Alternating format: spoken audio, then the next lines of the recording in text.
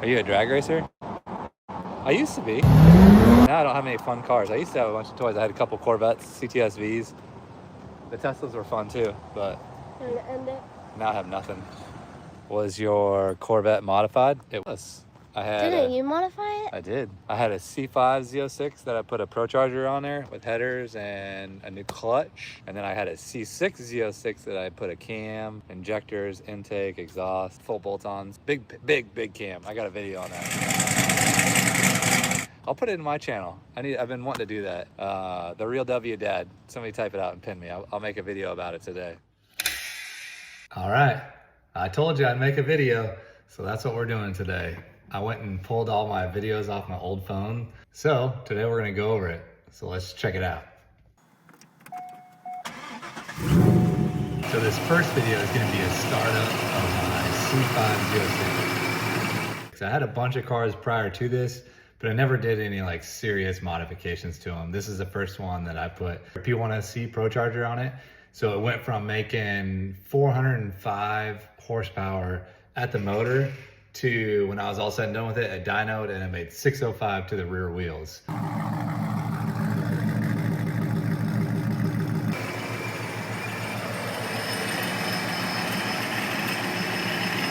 So you could hear that Procharger in the front bumper. That was kind of cool. So you'd be driving around and all you hear was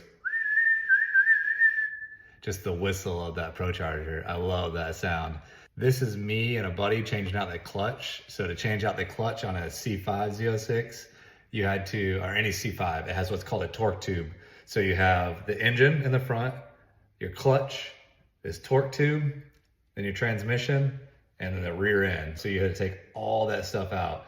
So it's basically the whole car essentially you had to take out just to change out the clutch, because the stock clutch wasn't enough to handle the 605 horsepower.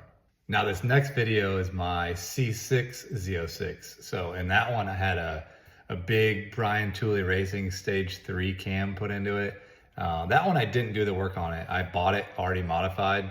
That was the first car that I bought modified, and it was a blast because I didn't have to mess with it. And that had, like I said, a big Stage 3 cam, and you'll get a video of it right here.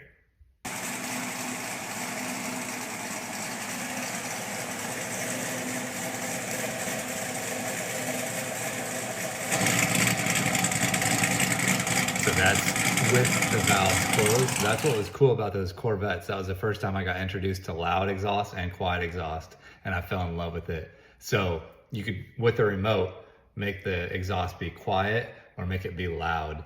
And when it was in quiet, I mean, it was really quiet. And when it was in loud, it was really freaking loud. As you can see here, I actually changed out, it had 19-inch wheels all the way around, and I put an 18-inch wheel in the rear so that I could get a big fat Mickey Thompson tire on there, and it was really sticky and hooked up really good, and it needed it. All right, so this next one is one of my first Cadillac CTS-Vs. So I ended up having McKenna, the real McKenna, and I thought I could have that Corvette forever, but it didn't work out. We needed a 4-seater car, and so ended up looking up what can I buy that's fast, is loud, just like a Corvette, but has 4 seats and 4 doors. That's when I came across the Cadillac CTS-V. Fell in love with them. I ended up having 3 of them at separate times. So this first one, bought it with a bunch of parts, and I just modified it right away. Had the car for like 2 weeks, ripped the whole engine apart, put a new cam in it. Everything's gotta have a cam, injectors, all that. And this is a video of it. This is actually one of my first viral videos. It had 77,000 views, but that's since 2013. It has a big cam, and then also had an exhaust to close and open it. Like I said, in the C6, I got used to that, so I put it onto this CTS-V and added on all my CTS-Vs. It's a little bit different on the CTS-V. Basically, there's 2 mufflers that come out the back, and where it flies off and goes into the 2 mufflers, you put these 2 cutouts in there, and basically that just opens the exhaust right out underneath the car.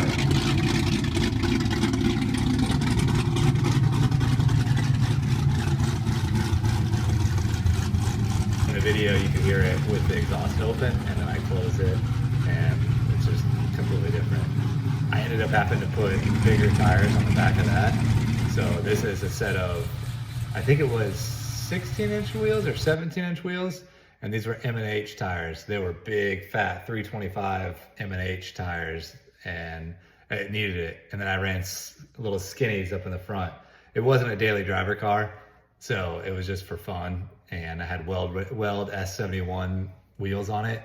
It looked really good, but it didn't handle in the turns very good. It was mainly for straight line drag racing, and it did a good job at it. This next car was a 69 Camaro that I thought I'd get into. So I had the first CTS-V, and I'm like, you know what? I want something else. Went with an all original 69 Camaro, and it was fun for a little while, but it was honestly kind of annoying. I liked being able to hook a laptop up to it to tune it. This one had a carburetor, so I'm sitting there trying to tune it with my hand and a vacuum, watching a YouTube video with a screwdriver, and I didn't enjoy it. It maxed out at like 60 mile an hour because it had a Muncie 4-speed transmission in it, and so it didn't have a lot of gear, and it would just be, RPMs would be ripping at like 60 mile an hour. So I didn't love that about it. It got a lot of attention, which I did kind of like, but a lot of attention from like old people that wanted to talk about how they used to have that car when they were old. And I didn't relate to that, so I didn't really enjoy that. And then another really annoying thing was, you can see the back of the car where the license plate is. That's where you had to fill it up. So you'd be at a gas station trying to fill it up. So you're down on your hands and knees trying to pump this gas in there. And there's people coming up to you wanting to talk about it. You're on your knees and you're like, yeah, it's a nice car. Yeah. So that's one thing that was kind of annoying about it. All right, so now this next one is going back to another CTS-V. So I tried the Camaro and didn't like it. So I said, I gotta have another modern car. What other options do I have? And it was CTS-V. So I bought this one completely stock from an old man. And again, bought it, immediately tore it all apart. And this video shows very first fire up after me and my brothers just got done putting the cam in, different pulleys, different injectors, flex fuel sensor for E85, all those things. And this is the very first fire up for it.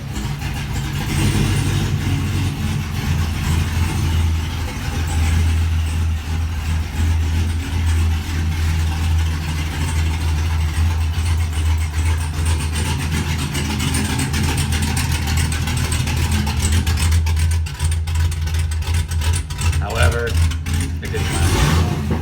I had it for 380 miles after I put the mods on it. I just got it tuned, and a lady pulled out in front of me, and I T-boned her, and it totaled the car out. I was really upset. I fought with insurance for a while about it because they didn't want to give me any money for the modifications, and eventually we settled on me buying it back from insurance, and I got a really good deal. And so this here shows some of the damage that it had after it was in the accident. Just decided to buy another CTS-V. So here's the two CTS-Vs in the garage. I had them both at the same time and ended up selling the other one. I couldn't figure out what I wanted to do with it, and I ended up just selling it to a guy. But this is a new CTS-V. This one is cool. It had carbon fiber hood. It had a full wrap. This is the first wrapped vehicle that I had, and I fell in love with wraps. This is a picture of McKenna putting a nitrous bottle in the rear end of it. I put a nitrous bottle in the trunk. And then here's a video of me testing the purge. Now this video, it just shows there's a nitrous ring that I put onto the intercooler, and all it was used for, it didn't go into the engine like normally nitrous is used for. This is just used to chill the intercooler.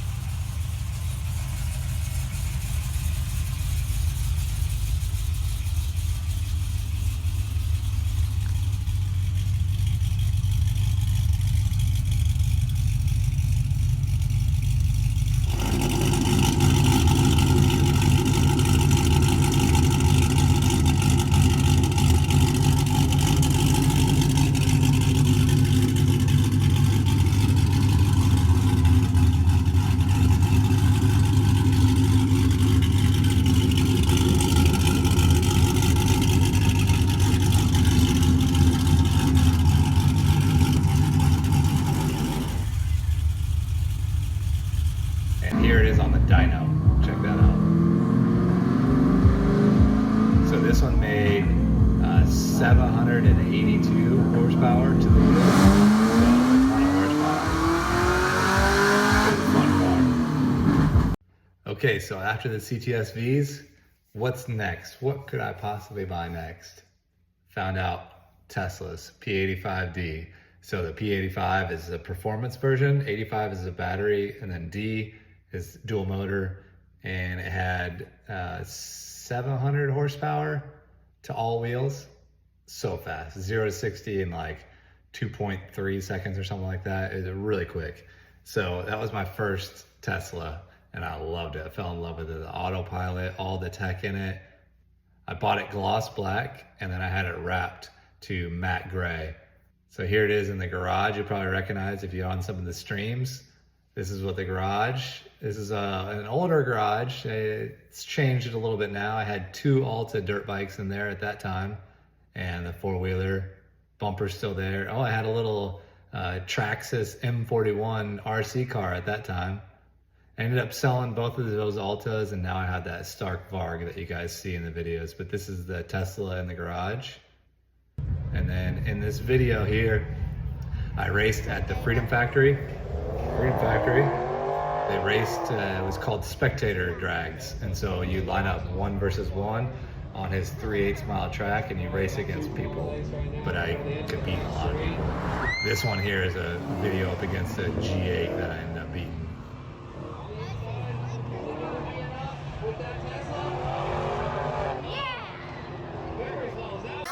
And this last video shows me on my Alta doing a nice little burnout.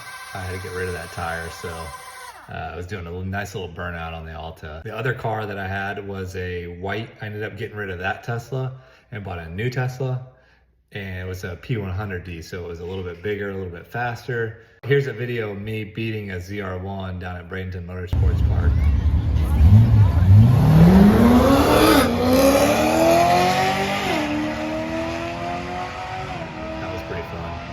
And here's me with my boy. Everybody always calls me Cletus. I mean, it doesn't help when I'm always wearing his glasses, but I do feel like I look like him. I even kind of sound like him, so I get a lot of people that think that I'm him. It's kind of funny. But that's it. Thank you guys so much for watching. Thanks for listening. Those are all my different cars. If you have any questions about them or anything, just let me know. But thank you for watching. The Real W Dad. Out. That's what she said.